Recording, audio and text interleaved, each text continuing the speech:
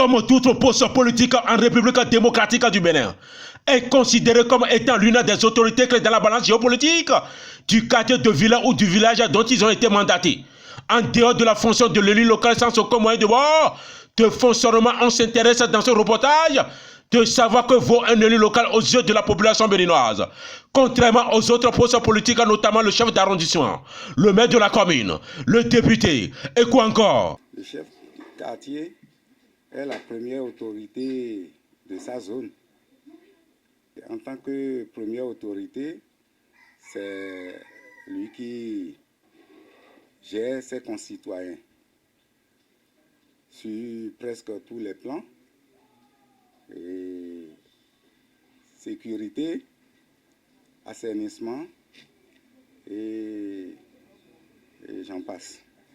Il faut avouer que les chefs de quartier sont nombreux.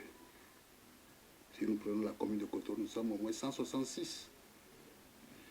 À cela, il faut ajouter les conseillers locaux. Alors, quand on fait, même si on donne 10 000 francs par mois à un chef de quartier, fois 165, vous voyez ce que ça fait dire, de gros sous. La belle femme du monde ne peut donner que ce qu'elle a.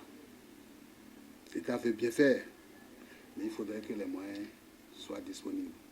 On n'en a même pas de moyens de déplacement, le minimum, pour envoyer quelqu'un gongonner, envoyer quelqu'un déposer les convocations, même si c'est une motocyclette, quelque chose pour nous encourager.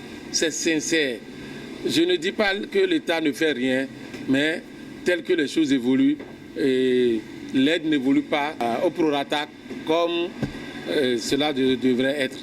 Au regard de ce mépris observé par tous, que ce soit en milieu rural et urbain, et même pas les autorités hiérarchiques, ou le chef du quartier de la ville ou du village, est à peine considéré dans sa zone périphérique. Quelle mauvaise réputation! Or, le chef du quartier de ville ou de village constitue un moyen incontournable de toute base politique. Aujourd'hui, ils sont plus sollicités que quiconque, par les administrés même à des heures tardives, afin de pouvoir régulariser d'urgence des situations soit sanitaires, sécuritaires et même conjugales. Voilà. Il y en a plusieurs. Hein. Il y en a plusieurs. Des gens, le dernier, c'est la femme. C'est sa femme qui est allée à l'hôpital pour un accouchement. Et ça a été compliqué. Il est venu, il a tapé. Comme j'en avais l'habitude, c'est tellement qu'il a eu des informations, les gens l'ont envoyé, lui ont conseillé d'aller voir le sécu. Il est venu, et à quelle heure encore? Tard dans la nuit. La personne tapait, je sors, c'était pour me dire que sa femme est à l'hôpital, on doit l'assister. Et qu'il a dépensé énormément, mais il ne peut plus continuer. Et c'est l'ordonnance qu'il me présente. L'ordonnance qu'il ne peut pas acheter, c'est ça qu'il me présente. J'ai hésité un bon moment, mais la vie de l'homme est précieuse. Voyant ce côté, j'étais obligé d'agir parce que, étant un peu du côté religieux, et je me dis, Dieu sait qu'au moment où il parle, j'ai au moins le minimum. Donc, il faut l'aider. Ce que j'ai fait, il est parti. C'est quotidien, hein? À 22 heures.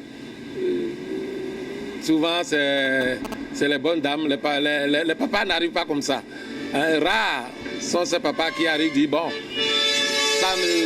ça ne va pas à la maison. Ou subitement, tu es là, la dame vient avec son bébé au dos, très souffrant, qui n'a pas les moyens d'aller à l'hôpital. Tu vas faire le premier geste quand même, juste au moins pour l'aider à aller d'abord à l'hôpital. Le reste suivra après. La fois dernière, on était en train de suivre un match ici, il y avait les jeunes avec moi. Et une fille est venue accoucher devant mon bureau. Elle a accouché là. Je te dis, elle a accouché devant mon bureau. On suivait le match. Elle est venue pour dire, délégué, le temps de me retourner, l'enfant est tombé déjà. Elle a écarté les gens comme ça, l'enfant est tombé.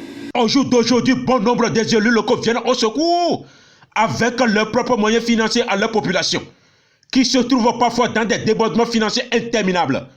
Malgré tout ça, le statut reste toujours bafoué. À chaque veille de nouveaux scrutins, législatifs, municipaux et présidentiels, on s'en rend compte que l'élu local est plus adoré, madoué, jusqu'aux avant et pas dans la ferveur électorale. Et juste après, il est encore rangé différemment dans son quartier de ville ou de village.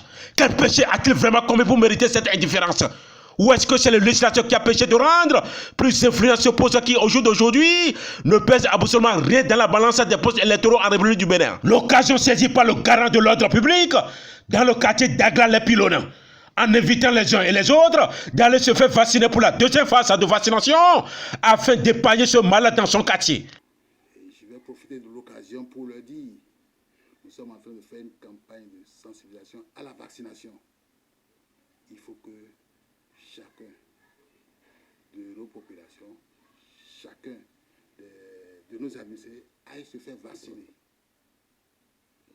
Ça soulage, ça permet d'atténuer, comment dirais-je, le degré d'affection lorsqu'on est atteint par la maladie. Mais quand vous ne vous faites pas vacciner, c'est que vous êtes livré à la maladie. Elle vous frappe fort. Donc, j'exhorte tout le monde à aller se faire vacciner. Il est encore temps. N'attendons pas que l'opération soit terminée pour regretter demain.